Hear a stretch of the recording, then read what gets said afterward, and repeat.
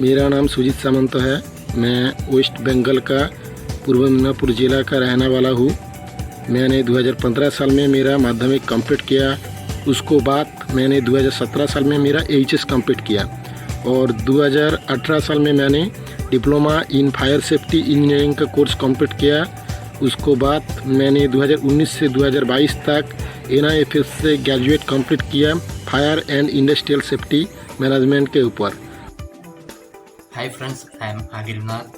I completed my DFS and NEBOSH courses in NIFS Institute Thrissur in the batch 2021 to 22 and have placed in DLF India Hyderabad as airman through NIFS Placement Cell.